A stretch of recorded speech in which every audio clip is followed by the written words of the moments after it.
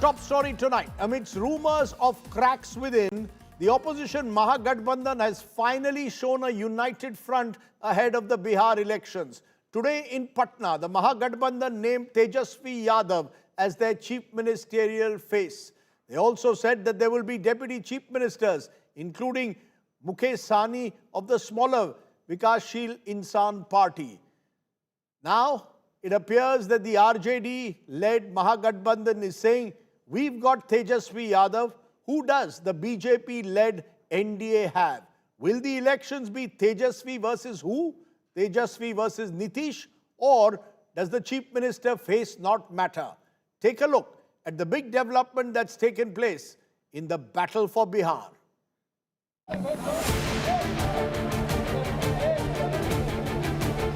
Amid swirling whispers of cracks and chaos, the Mahagathbandhan leaders staged a show of unity in Patna, and the spotlight shone squarely on Tejashwi Yadav. The Congress Party's Bihar observer Ashok Gehlot declared Tejashwi the undisputed chief ministerial face of the alliance.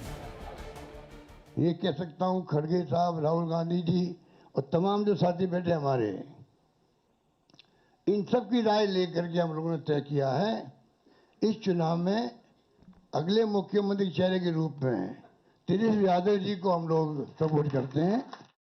Alongside him, Mukesh Sahni emerged as the deputy CM pick, with promises of more deputy CMs from key caste groups, a clear power play to lock down EBC and Nishad votes. में सबकी राय बनी है कि जो हमारे अन्य पिछड़ा वर्ग के साथी हैं, मुकेश सहनी जी, जिनको आप सब जानते हैं, मुकेश सहनी जी, वो उप मुख्यमंत्री होंगे साथ में. Notably absent was Rahul Gandhi, leaving Gehlot to do the honours. Amid rumours of rift, Tejashwi showered thanks on the Gandhis and Mallikarjun Kharge for their support. हम आदरणीय लालू जी का, राबड़ी देवी जी का, मैडम सोनिया गांधी जी का, राहुल गांधी जी का, खरगे साहब जी का, प्रियंका गांधी जी का हम दिल से धन्यवाद देते हैं कि सभी महागठबंधन के साथियों ने मुझ पर पुनः भरोसा जताया है. Tejashwi fired a sharp salvo at the BJP, accusing the NDA of sidelining Nitish Kumar by refusing to name him as a CM face, calling it outright unfair. Nitish ji के साथ जो है, जो अन्याय हो रहा है एनडीए में, एक बार भी कोई भी जॉइंट प्रेस कॉन्फ्रेंस जो है नहीं की गई है और ना ही ऑफिशियली रूप से मुख्यमंत्री का चेहरा घोषित किया गया है. Even deputy CM pick Mukesh Sahni didn't hold back from attacking the NDA. मैं पिछले 11 साल से मैं संघर्ष कर रहा हूं और संघर्ष के बदौलत मैं इस मुकाम तक मैं पहुंचा हूं. मेरा काम पे ही हमें आज डिप्टी सीएम का नाम का चेहरा का घोषणा हुआ. अगर हम काम नहीं करते तो शायद हमारा पहचान नहीं होता.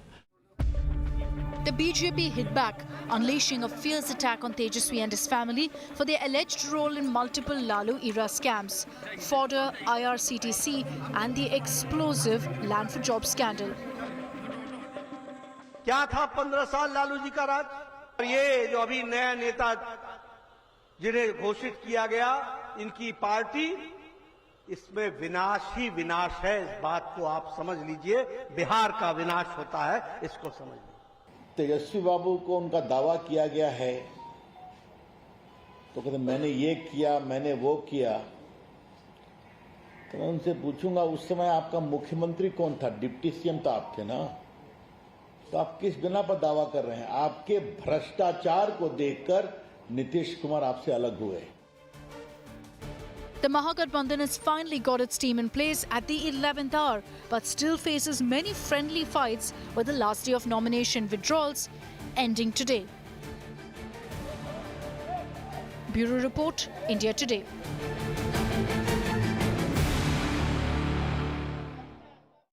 Okay, my first guest is the Congress's Bihar in charge. Krishna Alavaru joins me. Appreciate your joining us. Mr. Alavaru, one of the criticisms being made about the Congress and indeed the Mahagathbandhan is all of this you've done at the 11th hour. You've named Tejashwi Yadav at the very end amidst all the conflict over seat sharing. Is this, in a sense, a panic reaction, given the fact that you've had so much problems with basic seat sharing? Thank you, Rajdeep, for having me on the show. I think it's completely wrong to say this panic should take another level of power.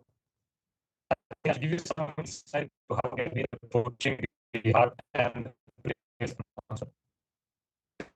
The decision was taken in the middle of April that the CM faced very different.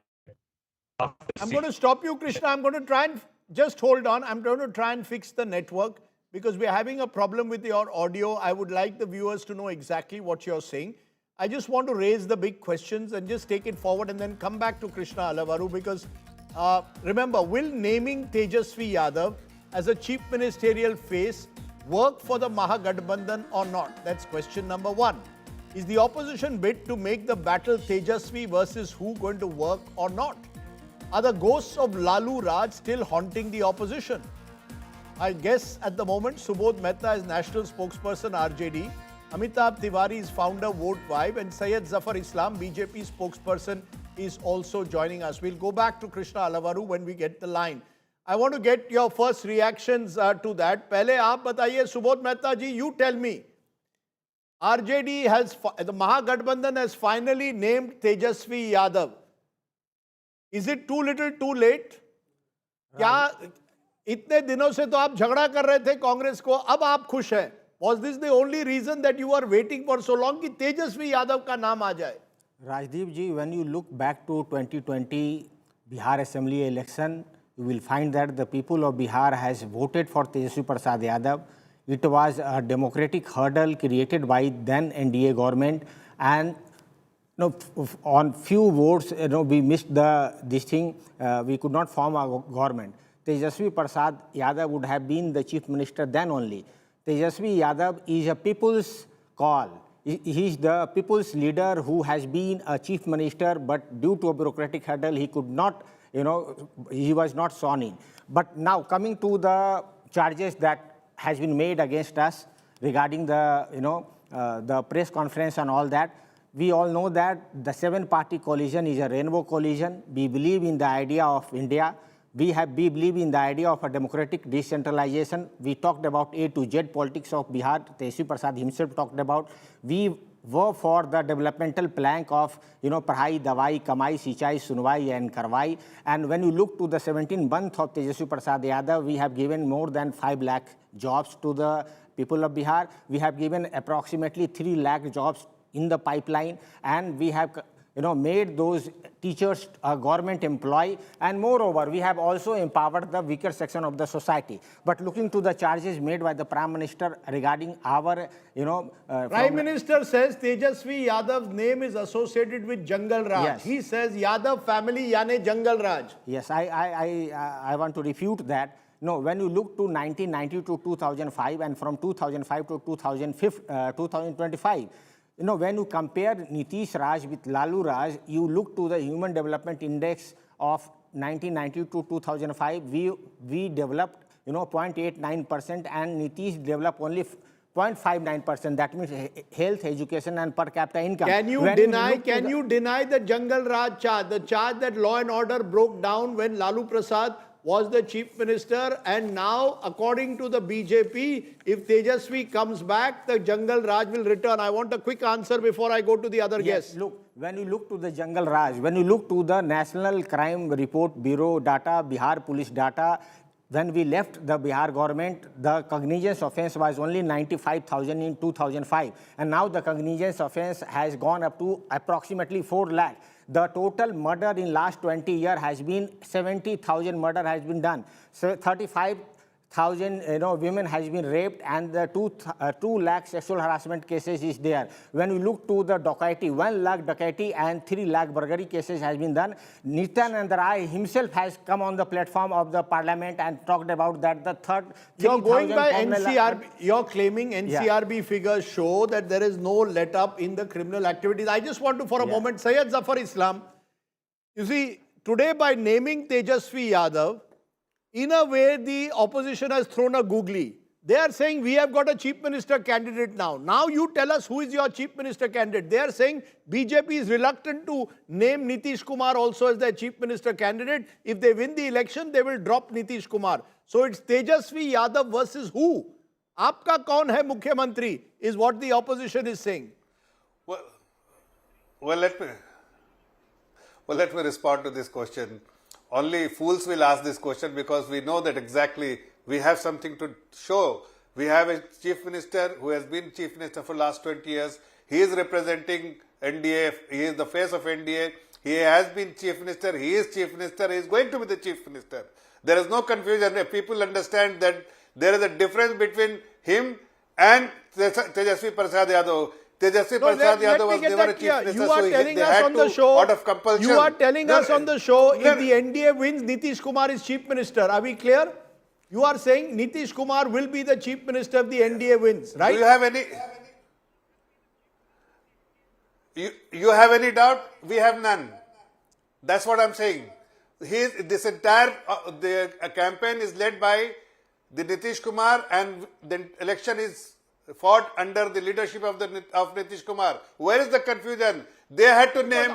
They were pressurized. Amit Shah said the electoral. Amit Shah had said earlier that elected legislators will decide.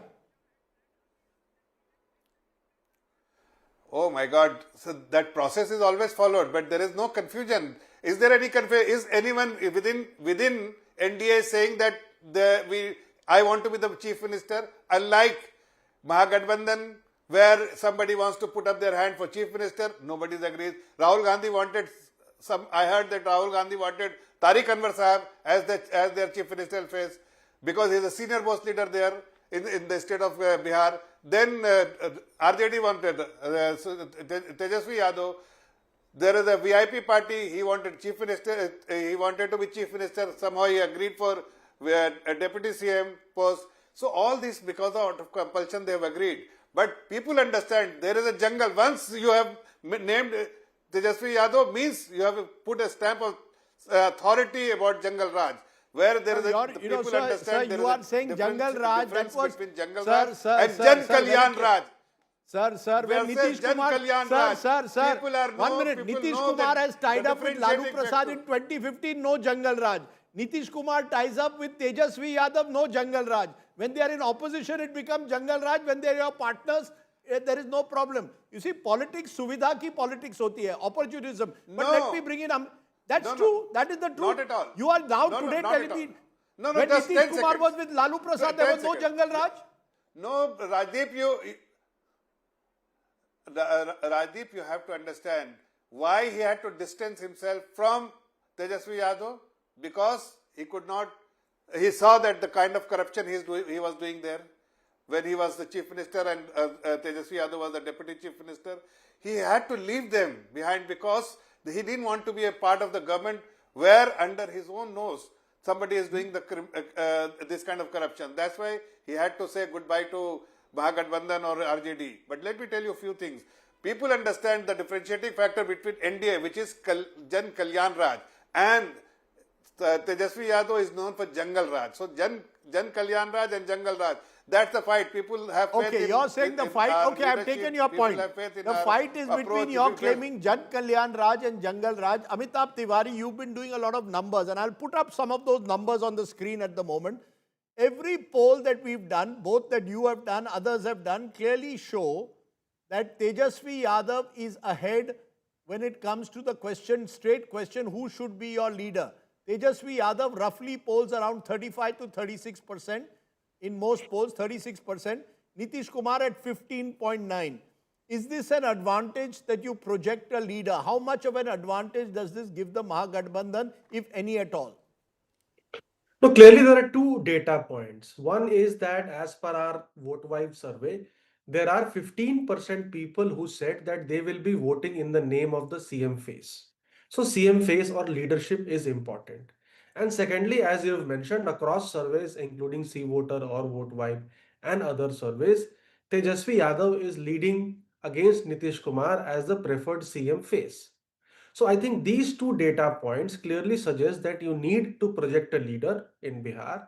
And secondly, clearly Tejashwi Yadav is the natural claimant of being the leader of Mahagathbandhan because he is popular amongst youth, he is young, and he is also fighting a, let's say, a fatigue battle with Nitish Kumar. So he is sort of, in a way, the face of future and trying to force a battle Is he in the getting face new of the voters? past. Amitabh Tiwari, is he getting new voters or only traditional Yadav Muslim voters? And by making him chief minister candidate, is there a consolidation taking place on the other side? Is he getting non-Mahagathbandhan voters also? So see, he's trying to get or expand beyond the MY vote bank, and that's why we have seen this time that both Congress as well as the RJD have given higher number of tickets to EBCs, and they've also announced the EBC deputy chief minister in the hope that the core vote bank of Nitish Kumar gets split and some of it is apportioned towards the Mahagathbandhan. Secondly, the youth, which is 18 to 29 year age group, is around 25% of voters, and we've seen that this age group exhibits the highest amount of anti-incumbency against the Nitish Kumar government because perhaps they do not relate with Nitish Kumar, who is twice, thrice the age, or rather 2.5 times the age. So I think he is attempting to expand the vote bank, but it's also a weakness in a sense, or a negative of the announcement is that, of course, there will be charges of or a narrative of corruption, jungle raj, and dynasty politics, which the Mahagathbandhan will have to grapple with because these issues will be brought up by the Right. ND. It could also lead to polarization, I would say, and a counter consolidation of the forward caste and non-Yadav OBCs. So these things are also there in terms No, of it's a bit of a gamble. It's a bit of a gamble. Krishna Alavaru joins me because Krishna has played an important role as the Congress is in charge for Bihar. Many call you Rahul Gandhi's point person for Bihar, Krishna. What was the strategy behind today, suddenly at the last moment, with nominations closing, finally announcing Tejashwi Yadav as your chief minister candidate? You could have done this a month ago. So I just like to clarify. Can you hear me okay? Yeah, I can hear you okay. Okay, great. So this wasn't a last-minute panic decision, as some of you are saying. I think this was a decision taken as early as mid-April. The decision was that there would be seat sharing, there would be a common agenda for Bihar, and there would be a common team that would implement the agenda.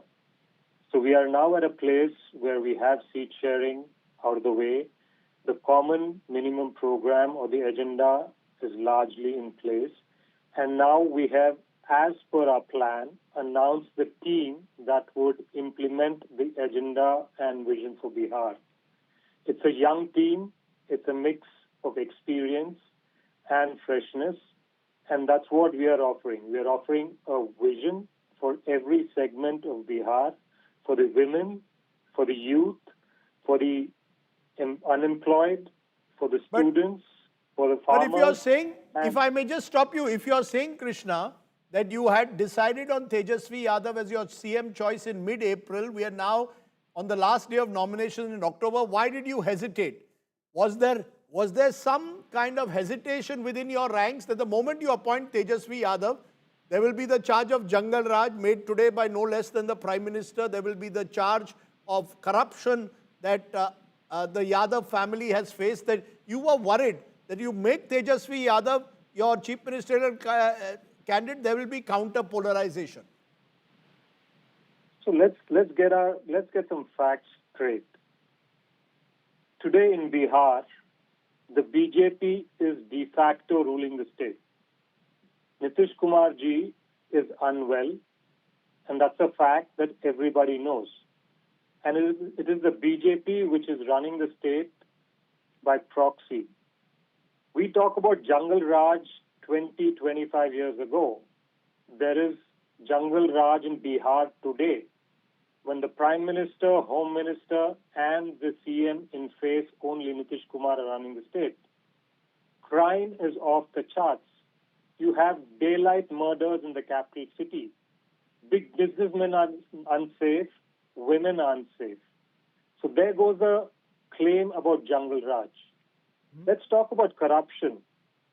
I mean, the BJP's faces Samrat Chaudhary, he is by far an exposed corrupt politician. Let's talk about their ministers. Let's talk about Jivesh Mishra. The man has been accused of selling fake drugs and making money. So the JDU and the BJP, Gathbandhan, has no credibility whatsoever to talk about either corruption or crime, because right now Bihar is off the charts on both.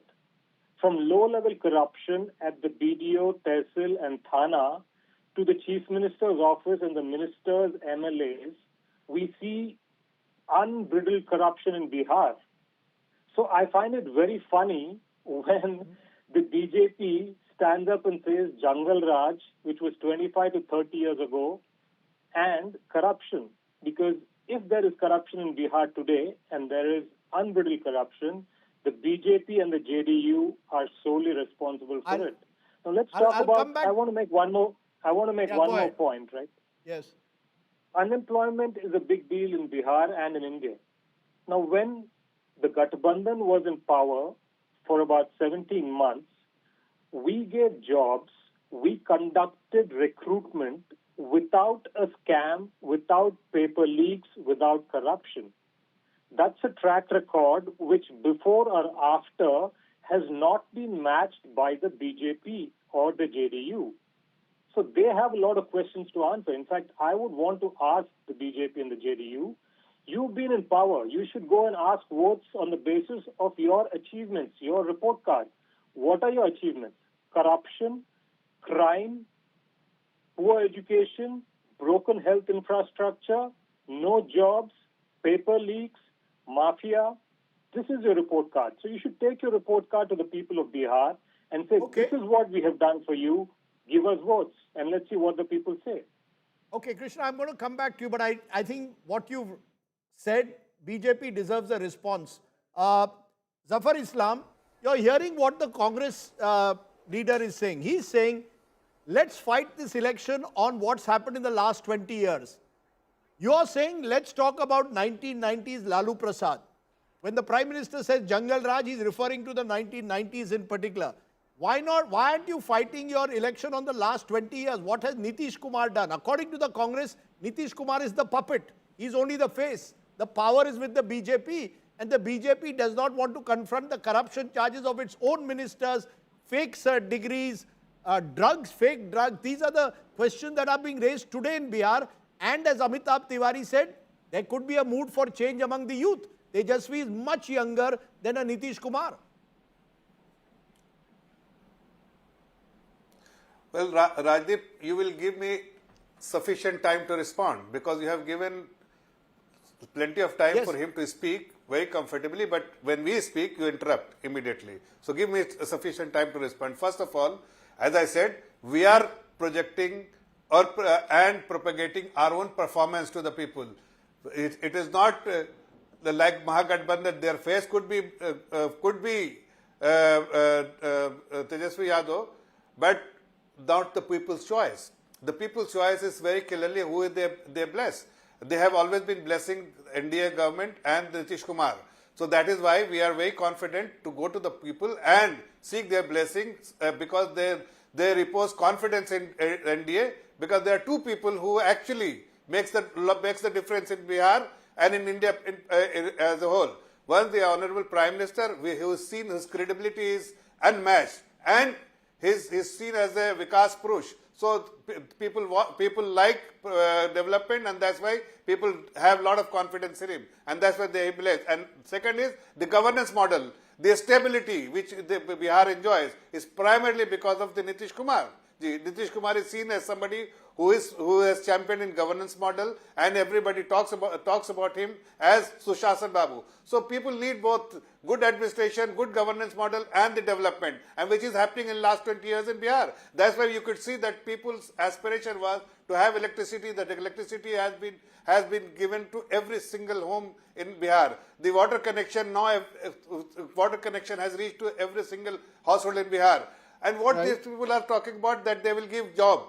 Tejashwi Yadav time and again is saying that they will give job. Somebody, Mr. Alavaru, must respond on your television channel. How they have made this kind of announcement that they will give job to every household. So 2 crore 80 lakh household is in Bihar. 30 lakh people already employed. So 2 crore 50 lakh people, they have to give job. Where each job will, either B category or C category, let him cost respond. 39,000 per month. Tell me how much money you require. Okay, No, second, I'm just telling you that all the commitment which has been made by just a second, 10 seconds. All the commitment which has been made by Tejashwi Yadav on the expenditure side of the budget is like amounting to around 14-15 lakh crore. Where the budget is only 3.17 crore. His mother had left budget at 23,000 crore. From where the revenue will come? Let him respond, Mr. Alavaru. Let Krishna Alavaru respond. Krishna Alavaru, you're telling me Tejashwi Yadav symbolizes jobs, symbolizes giving rozgar. Truth of the matter is when he promises one job per household, 2.8 crore households roughly in Bihar, out of which there are only 30 lakh government jobs at the moment, where will the jobs come from? You see, isn't it that y'all are now, because the NDA has given 10,000 rupees to women, more than 1.2 crore women, you're now saying our counter is jobs, but you don't know where the jobs will come from. So can Tejashwi Yadav really fulfill the promise? So let's talk about our track record on delivering jobs, right? In 17 months, our track record of delivering jobs, we delivered 5 lakh. Rajdeep, ask this maths. Ask the maths. Yeah, let him He's asking me, and if you will allow me to speak. It will cost the exchequer. Give us the maths. Zafar Islam, let him give you the maths. Do you have the maths, Krishna Alavaru, or is it just a tall, empty promise? So let's talk about the fact that we have walked the talk in the past. We have given 4 lakh jobs in a short span of time. And what we are saying now is that he will those not be able to households... speak. He will not. You can't interrupt now. That's wrong, Sir Zafar. Let him complete. So, Mr. Zafar has to be a little patient, and he should firstly accept that their track record in giving jobs is not as good as ours. Now, the question is, how are we going to give jobs to those who haven't got jobs as of now? So, there are multiple sectors in which we have plans. So, we have plans of inviting private investments as well as public expenditure. There is an education city, there will be vocational training, there will be investments from Indian and international companies, and there's a full roadmap that we will be unleashing on the 28th. Rajdeep, So I want to interrupt him here, please. I think he has not heard Tejashwi Yadav. He has not heard Tejashwi Yadav. That is why he is saying private investment, private job. He has very clearly said, even today in press conference, show him the press conference, that everybody will get government job. Show him the press conference. Mr. Zafar Iqbal, It seems he has not heard. Maybe he was excluded in the press conference, he has not seen it. So I'm posing a simple question. Government job. Does a private investment create a government job? Krishna, respond. What are you talking? I'm asking you a very simple question. Okay, you've asked the question, let him respond. You've asked him the question, sir. You've asked him the question. Show the courtesy of allowing him to respond. Krishna Alavaru, respond to that. Government jobs or private jobs? Rajdeep, you should have asked this question. No, don't worry. I have asked the question, sir. You don't have to tell me what I have to do. I do my job. Go ahead. So Zafar Iqbal, I think, should also have the courtesy to hear people giving answers when he wanted time to answer a question. So let me try and make a few points. Zafar Iqbal should also hear what Mr. Amit Shah has said. Mr. Amit Shah has repeatedly said that Nitish Kumar will not be the CM, and you say he is the CM. Anyway, I'm going to set that point aside. No, sir, let me correct you. Amit Shah, sir, Amit Shah has never said, Mr. Zafar Islam, just a minute, let me answer. Sir, let me do my job of anchoring. Amit Shah has not said Nitish Kumar will not be CM. He has said the legislators will choose. Let's be correct, factually correct, that's the answer. But Krishna Alavaru, very quickly, because otherwise we'll get caught in a tutu meme. I want to ask you. Now, just a minute, sir. Now that Tejashwi Yadav has been named your Chief Minister, Mukesh Sahni has been named Deputy Chief Minister, where does this leave the Congress and Rahul Gandhi? The BJP's charge is Rahul Gandhi has abandoned Bihar, he is missing. He's now left it to Tejashwi Yadav and Mukesh Sahni. Congress is missing. How do you respond? This is a direct point they have made today. I don't think the people of Bihar are interested in what the BJP says about the Gathbandhan or the Congress. We are a united opposition. We have an agenda for the people of Bihar. The agenda is a promise to solve the problems that matter to the people of Bihar. The BJP does not have a report card that they're willing to take. They're not willing to talk to us on agenda that we have raised. And what we want to repeatedly say is we're not interested in what the BJP's views are about the Gathbandhan. What matters to us is the fact that the BJP's administration has left Bihar broken. And we have come with a roadmap that we hope will make things better. And that roadmap covers a wide variety of issues that the people of Bihar are fed up with. It ranges from employment to paper leaks, to health, to education, to income, to farmers, for women. And that's what we want to talk about. That's what there we is are talk that interested you in will have talking there is talk that you want to have 3 deputy chief ministers if you are elected, one a Dalit, one an EBC, one a Muslim. Is it that this is your rainbow coalition, 1 chief minister, 3 deputy chief ministers? Many will say that's a recipe for chaos. I think you're looking at this from a wrong lens.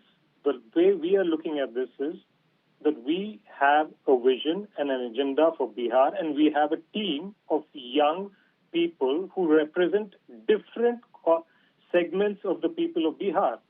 And representation matters, a team matters, and together they will deliver on what we are promising. Okay. Okay, I'll let you come in, Mr. Subodh Mehta ji, but first, Zafar Islam, you tell us, do you believe this election becomes Tejashwi versus Nitish, or does it become Nitish plus Narendra Modi versus Tejashwi and Rahul Gandhi, or does it become about the issues now? What for you is this election about? First of all, of course, I will respond to your question, but first of all, he said that it's a united opposition, but it's only on paper, divided in reality, because they are fighting in more number of seats that Bihar has. So they are fighting on 255 seats as against 243 seats. That only shows that's a divided house. Away from that, what question you have asked, it is between Jangal Raj and Jan Kalyan Raj. Who has given Jan Kalyan Raj? It is NDA under the leadership of the Honorable Chief Minister, Mr. Nitish Kumar. So it is very clear. They can make Tejashwi as a face, but they don't have people's trust. People have confidence, time and again they have reposed confidence in NDA. They will bless NDA. They know that the leadership of NDA is someone who really delivers to what the people's expectation. And Mr. Alavaru has not been able to give maths. They started speaking about capital expenditure, private investment. I asked a very simple question. Tejashwi Yadav has given the expenditure side of the budget. So Subodh Mehta, let me take that to the RJD spokesperson. 14, Subodh Mehta, Tejashwi Yadav is making lot of promises. आपके पास कहाँ? Where will you get these 2.8 crore jobs? Are they government jobs, private jobs? Jobs कहाँ हैं? Very easy to say नौकरी दिलाएंगे. Rajdeep ji, I would like to pinpoint 3 things which the BJP spokesperson is continuously telling about the Lalu Raj as a Jangal Raj. Lalu Raj is actually a social justice Raj. I tell you why. आप मेरा सीधा सवाल, we've discussed Jangal Raj. You answer my question. Where are these jobs? Let's talk about Tejashwi Yadav. Forget Lalu for a moment. Tejashwi Yadav has promised a job per household. Where will the jobs come from? Look, Tejashwi Yadav is a person who is known for the idea of welfare of all is the happiness of all. And Tejashwi Prasad Yadav want to bring the alienated section of the society into the mainstream in the participation of a political system. And he has promised jobs earlier. The track record is very fine. Now we have promised that every household the job will be given. Where will the jobs come from? Yes, apart from 30 lakh jobs, there are approximately 20 lakh jobs still vacant in the different government departments. And moreover, when you look to the contractual jobs which are already there in the different departments of Bihar, it is approximately 50 lakh jobs which are already contractual jobs. We will have to create a more departments like urban development, like a housing board. We don't have. Where will you give the money if you give 30,000 Yes. rupees to each? But just a minute. The politicians will argue. Just a minute. I just want Amitabh Tiwari to respond. Amitabh Tiwari, does Tejashwi Yadav go into this election? Does he go into this election with the burden of being Lalu Prasad's son? Is that a burden that he carries because of Lalu Raj or so-called Jungle Raj as the BJP calls it? Or does he go as a fresh-faced young leader compared to a tiring, aging Nitish Kumar? A quick answer. It is both. I mean, it is both. It is for the core voters of BJP and some of the floating undecided voters. He does carry the burden of being of the Jungle Raj, let's say, or the alleged Jungle Raj. And for the youth voters, which is aspirational, he does present the new face of Bihar in a way, or the future face of Bihar in a way. See, what is going to happen is that it seems that there has been some lack of coherence on these announcements by Tejashwi Yadav with respect to employment and the yesterday's announcements or day before yesterday's on the Jivika Didis. Because if he would have talked about generation of jobs, it would have still, I think, worked. But creation of government jobs, I think, is going to be tricky. So this shows that there has been some lack of coherence because the Congress was not present in those during those announcements, and that does not bode well for the alliance going forward. So I think they will have to come up with answers on these two aspects because the BJP will be harping on these facts, and we are going to see a fascinating battle for sure. Let me therefore ask you, Krishna Alavaru, in conclusion, 12 seats, so-called friendly fights. It's one thing to project a chief ministerial candidate. What happens to your friendly fights? First, you've got to be united on the ground. Are you all united on the ground, or are you happy to have your friendly fights? So there are 95% of seats where we are contesting individually without quote-unquote friendly fights. There are some seats where we have tactically agreed to have two symbols because we feel that it may work to our advantage. There are some seats where we haven't reached agreement, and those seats are fewer than 10. And I don't think this is the first time friendly fights are happening, and that does not mean that the united opposition is in disarray. We had friendly fights in Jharkhand, we've had friendly fights in Jammu and Kashmir before, and we formed governments in both the states. So I think talking about 5 to 10 seats where we are having multiple candidates is missing the elephant for the tail. I mean, you're harping on the tail, but the elephant is fine. Okay. What I would like to point out in return is that the so-called united NDA in Bihar hasn't been able to sit in front of the media and have a joint press conference so far. We've at least been very clear about the fact that we have a team, we are united. I need 10 seconds, Rajdeep. We are more united than the BJP and the JDU. Okay, you made your. I've allowed you. We have agreed on our team. They still don't. Okay, I've exceeded my time. My producer says on the Bihar segment, but I'll give Zafar Islam 10 seconds. Otherwise, he will accuse me again of being unfair. What is your point that you want to make? Krishna Alavaru says they are united. They've had a joint press conference. Nitish Kumar does not even address the press anymore. Nitish Kumar does not even address the press anymore. We are working on the ground. All our NDA members working unitedly on the ground, not coming to media speaking about friendly fight. Thank you very much for the friendly fight. Fight as many seats you have friendly fight. We welcome it because we know the consequences. It is a recipe of massive defeat for you. We are going to definitely this time achieve a historic win with a larger number of seats that we have ever achieved as NDA. Okay, let me leave it there. I appreciate my guests joining me on the show tonight. We'll wait and see how the move to make Tejashwi Yadav as the Chief Minister candidate actually makes an impact, if at all, on the ground in Bihar. Let's turn to the other big story, the diplomatic distance between New Delhi and Washington, the on-off relationship. Well, now Prime Minister Modi has decided he will not attend the ASEAN summit this weekend in Kuala Lumpur, where US President Donald Trump is also expected to be there. What does this signal, particularly at a time when Trump has decided to even stiffen the sanctions against Russia on oil? Take a look.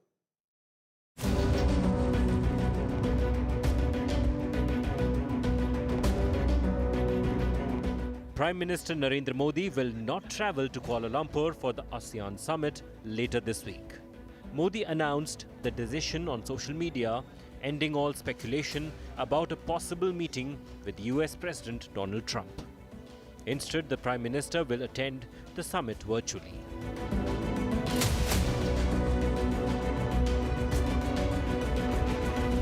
External Affairs Minister Jai Shankar will represent India at the 20th East Asia Summit in Kuala Lumpur on October 27th.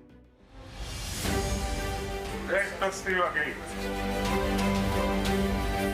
The two leaders met the last time in February for a bilateral meeting at the White House. Since then, Indo-US ties have hit a speed bump, with Washington imposing 50% tariffs on Indian goods, the highest on any country. After Operation Sindoor, during the G7 meet in Canada, Trump in a phone conversation suggested the Prime Minister stop over in the US. But that invite was declined. The Prime Minister also skipped the UNGA meet in September and the Gaza peace meet hosted by Egypt in October, where they could have met on the sidelines. Yet the two leaders have spoken twice in 2 months. The latest, a Diwali call earlier this week. Trump once again claimed that India will stop buying oil from Russia. Well, I think I'll be talking to him about it. I think it's a little bit of a different talk. India, as you know, has told me they are stop. You know, it's a process. You can't just stop it. But by the end of the year, they'll be down to almost nothing. That's a big thing. That was almost 40% of the oil. India, they've been great. Spoke to Prime Minister Modi yesterday. They've been absolutely great.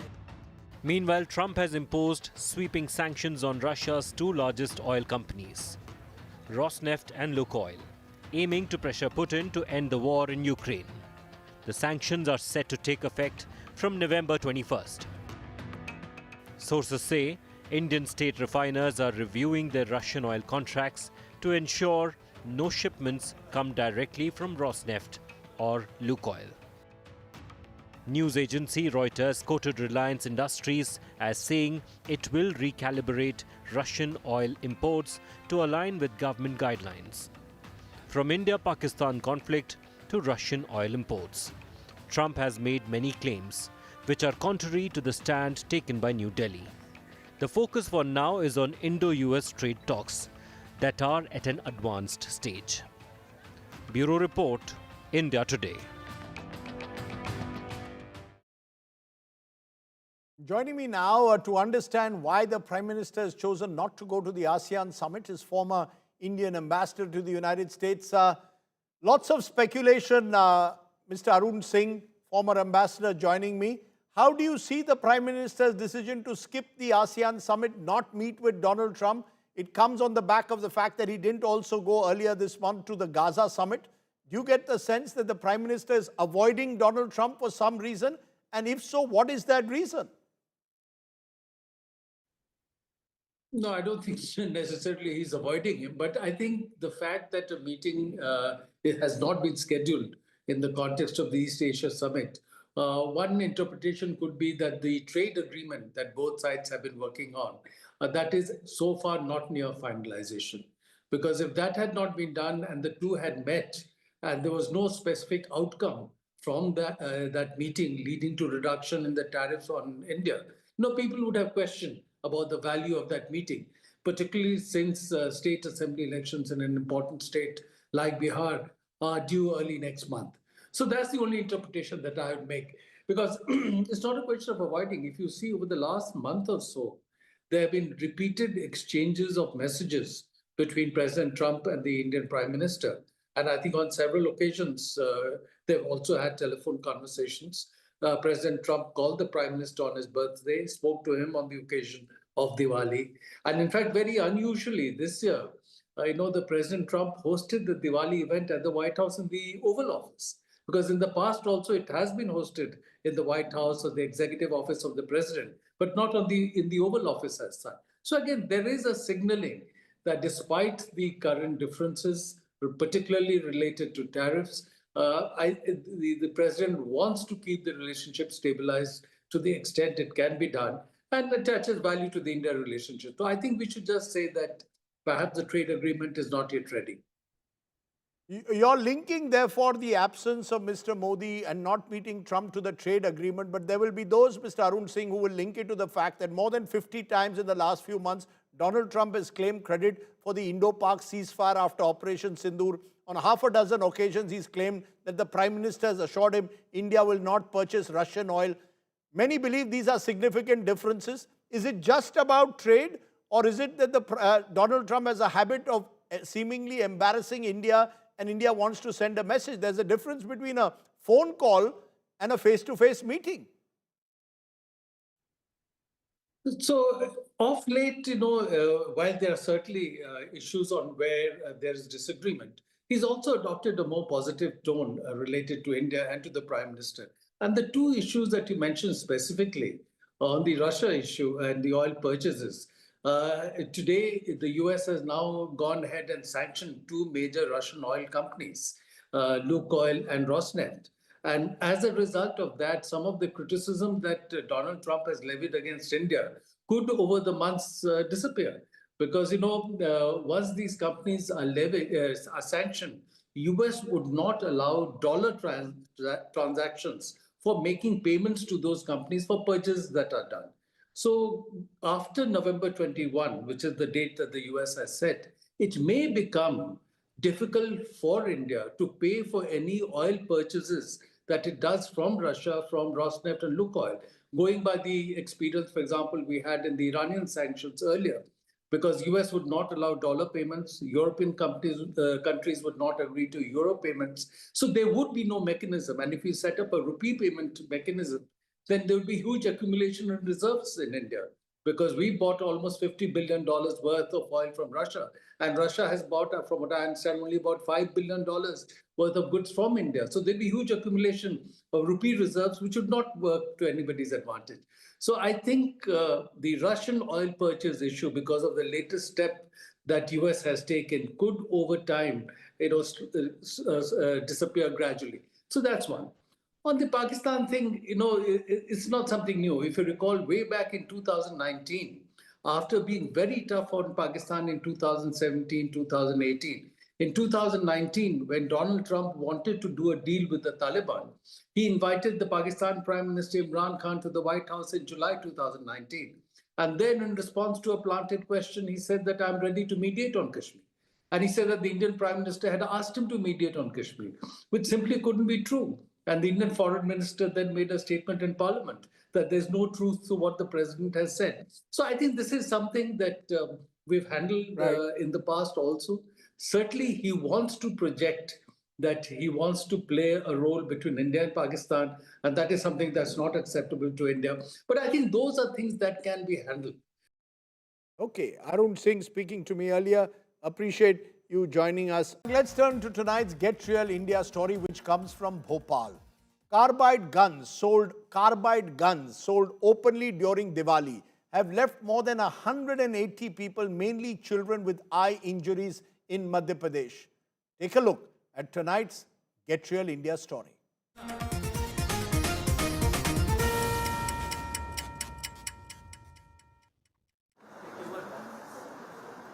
The hunt for louder and cheaper fireworks has landed over 180 people, mostly children, in hospitals across Madhya Pradesh right after Diwali.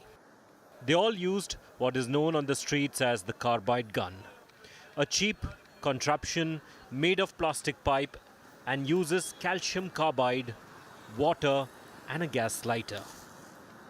वो carbide वाली gun चला रहे थे, मैं घर पे था नहीं, उसको चलाते चलाते वो एक दूसरे ने झांक लिया, वो दो कहीं चल गई तो उनके आंख में पूरा बारूद चला गया. मेरी आंख की रोशनी कम हो गई है कार्बाइड वाली तोप से, तो कृपया अपने बच्चों को दूर रखें. मैं कार्बाइड वाली गन चला रहा था तो चली नहीं, तो मेरी आंखों में चोट लग गई, वो एकदम से चल गई. मेरा नाम है ऋषि मीन और मेरा इलाज हो रहा है वो हमीरी हॉस्पिटल भोपाल में. Some of the victims have lost vision partially. Some need procedures like corneal transplants.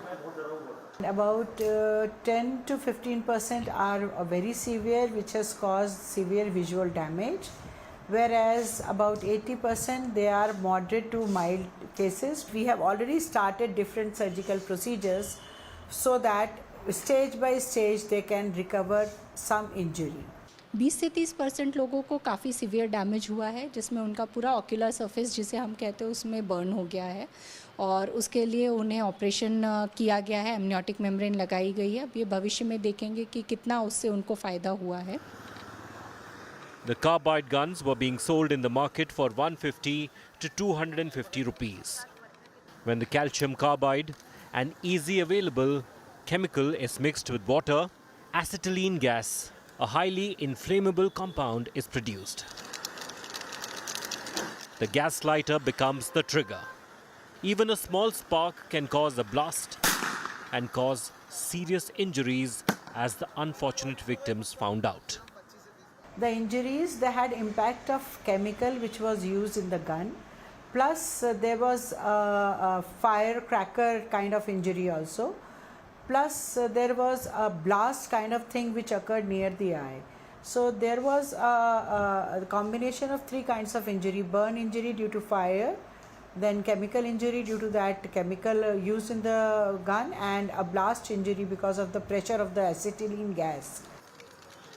The guns, which were not subjected to any safety checks, were being sold blatantly in violation of all norms. The open sale of illegal carbide guns have exposed the law enforcement agencies of Madhya Pradesh. With Ravish Pal Singh, Bureau Report, India Today. Okay, let's turn from there to a good news today story, and I want to end the show on this good news today story. Sister Sabina from Kerala is winning hearts online after sprinting to gold at the age of 55. A viral hurdles run in a nun's guise has become a symbol of sheer willpower and grace. We salute Sister Sabina. Thanks for watching. Stay well, stay safe. Good night, Shubhratri. Jai Hind, Namaskar.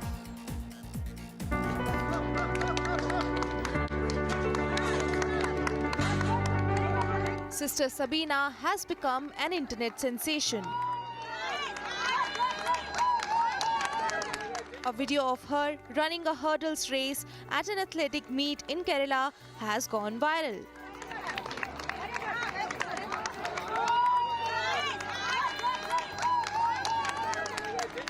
The 55 years old, a physical education teacher at the Dwarka UP school in Wayanad, won the gold medal at the Masters meet.